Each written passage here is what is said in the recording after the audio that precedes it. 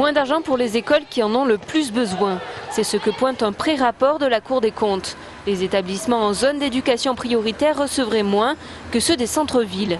Une situation longtemps dénoncée par la FEV, l'association se bat depuis 20 ans pour l'égalité à l'école. À l'inverse de ce qui est dit, en disant voilà, il y a beaucoup d'argent qui va dans les quartiers, beaucoup d'argent qui va dans la politique de la ville, donc il y a un échec de la politique de la ville et ce serait de la faute des gens qui y vivent puisqu'on y met plein d'argent. Eh bien nous voyons là, sur les questions éducatives, cette différence de traitement qui est purement scandaleuse. Une différence de traitement qui s'explique par le fait que les professeurs les moins expérimentés et donc les moins chers pour l'éducation nationale soient affectés dans les établissements où se concentrent les plus grandes difficultés. Les conditions ne sont pas réunies pour faire en sorte que les enseignants les plus formés, qui aient le plus envie, puissent aller dans ces établissements scolaires.